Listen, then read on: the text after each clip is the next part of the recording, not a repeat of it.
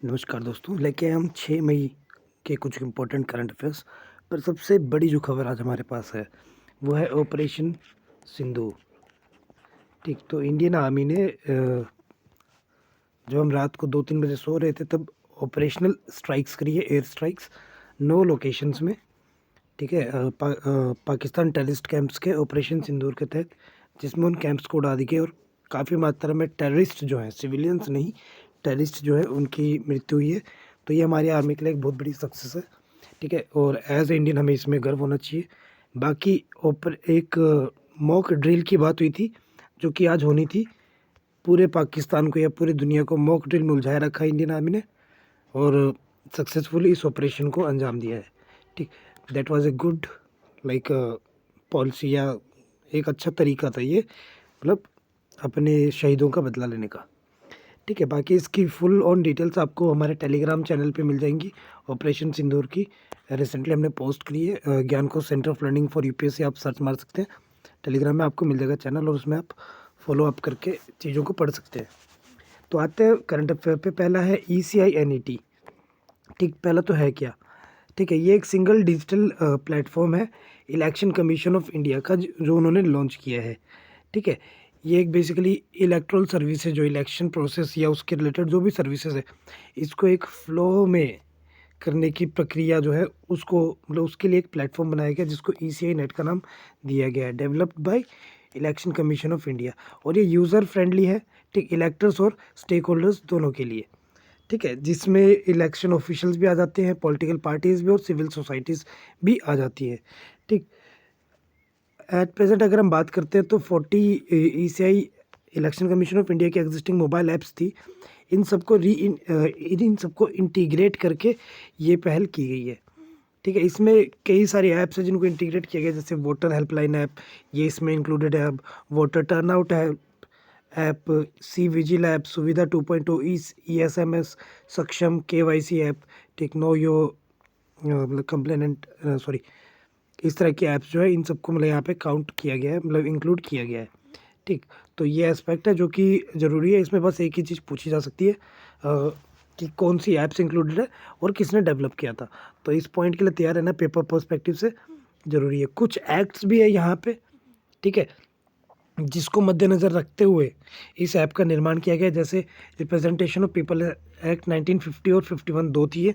ठीक, registration of electoral rules 1960 वाली, conduct of election rules 1961 वाली, ये सारी एक्ट्स को यहाँ पे मतलब मद्देनज़र रखते हुए ये कदम उठाया गया है। ठीक, अगला हम बात करते हैं गज़ीम बाज़िर मिसाइल का। ठीक, तो ईरान ने अपना नया मिसाइल इविल मतलब बताया है, अनवील किया है लोगों के सामने। ठीक है, कि भैया ऐसा हमारा मिसाइल है। कैसा? ये एक new solid fuel ballistic missile है। ठीक, सॉलिड फ्यूल है इसमें। ठीक, डेवलप किया ईरान ने, जिसकी रेंज कह सकते हो 1200 किलोमीटर तक की है। ठीक, इसकी लेंथ 11 मीटर की है और रफली ये 7 टन्स का है, मतलब 700 किलो के करीब आसपास है ये। ठीक है, इसे बनाया गया कार्बन फाइबर की मदद से और कुछ रेलेवेंट मेटल्स को इंक्लूड किया गया है। ठीक, बाकी इसकी अगर हम बात करते हैं तो इसका प्रपोजल सिस्टम जो है जो इसको इधर से उधर भेजने का काम कर रहा है वो एक सॉलिड फ्यूल है। ठीक, जो कि बेसिकली एक उनके लिए कह सकते हो कि उनके लिए एक बहुत बड़ी अचीवमेंट की तरह है। ठीक, इसकी स्पीड मैक 12 तक की है, बहुत अच्छी स्पीड है। ठीक है, बाकी इससे रिलेटेड जो एस्पेक्ट है ये इतने ज़रूरी नहीं है, ऊपर वाले पॉइंट से आपको क्वेश्चंस आ सकते हैं। नेक्स्ट है एल्केट्राज़ आइलैंड। एल्केट्राज़ आइलैंड की अगर हम बात करते हैं तो यूएस प्रेसिडेंट ने रिसेंटली एडमिनिस्टर किया है। ठीक, इसको रिबिल्ड करने के लिए इस आइलैंड को। ठीक, और इसमें एक प्रिजन थी बेसिकली, उससे रिलेटेड भी कुछ काम हुआ। तो पहले आइलैंड के बारे में देख लेते हैं। ठीक, एल्केट्राज़ आइलैंड जो है इसे द रॉक के नाम से भी जाना जाता है। ये एक रॉकी आइलैंड है सैन फ्रांसिस्को के बे में, ठीक, किनारे में। ठीक, इस तरह से ये आइलैंड की फुटेज है एक, ठीक है, जो कि कैलिफोर्निया से नज़दीक है, यूएस के पास है। ठीक, लगभग 9 हेक्टर्स का एरिया है इसका। ठीक, इसको बेचा गया था 1849 में यूएस सरकार को। ठीक, उनको बेचा गया था। और पहला लाइट हाउस 1854 में एल्केट्राज़ के पास ही था। ठीक, मतलब एल्केट्राज़ का पहला लाइट हाउस जो था वो मतलब यहीं पे था, कैलिफोर्निया के पास वाले लोकेशन पे, इसी लोकेशन पे। ठीक है, 1859 में जो था पहला परमानेंट आर्मी ट्रूप जो था वो यहाँ पे आके ठहरा था और उसने अपना कैंप बनाया था। 2 सालों बाद यहाँ पे मिलिट्री प्रिजन बनी, मतलब 1861 में यहाँ पे मिलिट्री प्रिजन बनी थी। 1907 में इसका नाम कर दिया गया था Pacific branch of US military prison. ठीक, इस प्रिजन के नाम की बात हो रही है। ठीक, बाद में 1933 में आर्मी ने इस आइलैंड को छोड़ दिया। ठीक, नॉट सो वर्थ इट था उनके लिए, इसीलिए। ठीक, ये एक फेडरल प्रिजन की तरह काम करता है, नेशनल प्रिजन था उसकी तरह काम किया था इसने 1934 से लेकर 1963 के बीच में। ठीक है, जिसमें लगभग 330 कन्विक्ट थे सेल्स में। ठीक, और 260 प्रिजनर्स थे। ठीक है, बेसिकली 260 की इसकी कैपेसिटी रहती है, इतना भी याद कर सकते हो। ठीक, बट इसकी मेंटेनेंस की कॉस्ट थोड़ी ज़्यादा रहती थी, तो इसलिए इसको थोड़ा वो कर दिया गया था। अब इसको रीबिल्ड किया जा रहा है। ठीक है, अब इसको एक टूरिस्ट डेस्टिनेशन के तौर पे यूज़ किया जाएगा। अब जेल वगैरह कुछ नहीं यहाँ पे, मतलब ऐसे घूमने फिरने के लिए यूज़ किया जाएगा। नेक्स्ट बात करते हैं संजय गांधी नेशनल पार्क की। तो सेंसस हुआ है, संजय गांधी नेशनल पार्क है कहाँ पे? ये बोरीवली में है, मुंबई महाराष्ट्र के पास। ठीक, एग्जैक्टली थाने डिस्ट्रिक्ट में। ठीक, और मुंबई सब अर्बन डिस्ट्रिक्ट जो उसके पास में ही है। ठीक, और यहाँ पे पाया गया है कि 54 लिपर्ड्स यहाँ पे मौजूद है। ठीक, सेंसस के अनुसार। ठीक है, शुरुआती दिनों में इस पार्क को कृष्णगिरी नेशनल पार्क के नाम से भी जाना जाता था, और 1974 में इसका नाम बदल के कर दिया गया था बोरीवली नेशनल पार्क। तो ये इंपॉर्टेंट है। 1981 में इसको संजय गांधी नेशनल पार्क के नाम से जाना जाता है। तो भैया ये नाम का जो ट्रांसफॉर्मेशन है, ये पेपर पर्सपेक्टिव से ज़रूरी है, पेपर में आ सकते हैं। एरिया इसका 103 किलोमीटर स्क्वायर का, और ये one of the largest park है जो कि सिटी में लोकेटेड है। ठीक है, इस पार्क में कन्हेरी केव्स भी हैं। ठीक है, जहाँ पे बुद्धिस्ट मॉन्क जो थे वो 1 सेंचुरी से लेके 10वीं सदी तक, 10वीं सेंचुरी तक, ठीक है, 10वीं शताब्दी तक ये लोग यहाँ पे आके मतलब अपना ध्यान वगैरह करते थे, बुद्धिस्ट मॉन्क। ठीक, तो ये मोनास्ट्रीज है, यहाँ पे कुछ टेम्पल है, कुछ स्कूल्स के अवशेष भी पाए गए हैं, बाग मॉन्क्स के रहने के क्वार्टर्स वगैरह के अवशेष भी हैं यहाँ पे। ठीक है, मतलब एविडेंस पाए गए हैं। ठीक है, और बुद्धिस्ट आर्ट और आर्किटेक्चर का एक फाइनेस्ट एग्जांपल है ये जो केव है, कौन सा? कन्हेरी केव। तो ये भी याद रखना भैया, आर्ट एंड कल्चर के पर्सपेक्टिव से भी ये टॉपिक अब जरूरी हो गया। ठीक है, बाद में यहाँ पे 2 आर्टिफिशियल लेक्स भी है, तो ज्योग्राफी भी आ गया अब यहाँ पे, तुलसी लेक और विहार लेक। ठीक है, और ये बेसिकली साउथ मुंबई के लिए इंपॉर्टेंट लेक्स है। एनिमल कौन कौन से यहाँ पे? लेपर्ड है, सांबर है, शीतल है, बार्किंग डियर है, रस्टी स्पॉटेड कैट है, हाइना है, पाम सिवेट है, स्मॉल इंडियन सिवेट है, क्रेस्टेड पॉर्कपाइन है। ठीक, खरगोश के रिश्तेदार होते हैं इंडियन हेयर। ठीक, फ्लाइंग फॉक्स है। ठीक, और लंगूर और मकाओ जैसे कुछ जानवर यहाँ पे पाए जाते हैं। ठीक, 251 बर्ड स्पेसीज भी यहाँ पे पाए जाते हैं, और बटरफ्लाइज के भी बहुत सारे रिश्तेदार यहाँ पे रहते हैं। ठीक, इंडिया ने अपना पहला genome edited rice variety release किया है। ठीक, तो ये इम्पोर्टेंट बन जाता है साइंस एंड टेक के पर्सपेक्टिव से। ठीक है, इस साल ना आए तो भैया 2026 के पेपर में तो ये आ ही जाएगा। ठीक, तो इंडिया ने रिलीज़ किया, जिसका नाम देख लो DRR धन 100। ठीक, कमला के नाम से, और दूसरा है पूसा DST राइस 1। ठीक, ये 2 नाम दिए गए। ठीक है, इसको डेवलप किसने किया? ICAR ने, Indian council of agricultural research, इन्होंने किया है। CRISPR Cas9 जीनोम एडिटिंग के थ्रू इसको किया गया है। ठीक, कोई भी फॉरेन DNA इंट्रोड्यूस नहीं किया गया। तो भाई ये इंपॉर्टेंट एस्पेक्ट है कि फॉरेन DNA इंट्रोड्यूस करते थे पहले हम, ठीक, जीन एडिटिंग में, जीनोम एडिटिंग में, अब यहाँ पे नहीं किया गया। तो ये इंपॉर्टेंट है। ठीक, इस पॉइंट तक आप इसको पढ़ लोगे, आपका ये पेपर पर्सपेक्टिव से हो जाएगा। बाकी चीज़ों की बात करते हैं तो ये नेमिंग के बारे में, इसका यहाँ पे इसके अर्ली मैच्योरिटी के बारे में बताया गया है, कब तक इसको हार्वेस्ट किया जा सकता है। 15-20 दिन पहले हार्वेस्ट किया जा सकता है। ठीक, ड्रॉट को ये टॉलरेट कर सकता है, सूखा इसको मतलब इसको पानी की बहुत कम नीड चाहिए। ठीक, और हाई नाइट्रोजन इसकी एफिशिएंसी है। ठीक, तो कैसे भी कंडीशन में ये हो जाता है। कोस्टल सैलिनिटी इसकी 30.4% है। ठीक है, बाकी अल्कलाइन सॉइल्स की इसकी 14.66 है, और इनलैंड सैलिनिटी की 9.67 है। तो ये डाटा भी ज़रूरी है, ये आ सकता है। ठीक है, इसको इस हिसाब से देख लेना। नेक्स्ट हम बात करते हैं biological diversity access and benefit sharing regulation 2024। तो ये रूल्स एंड रेगुलेशन, ये एक्ट की बात हो रही है। ठीक, किसके द्वारा है, क्या क्या है इसमें, ये पर्सपेक्टिव देख लेते हैं। तो इसके की हाईलाइट्स पे जाते हैं सीधा।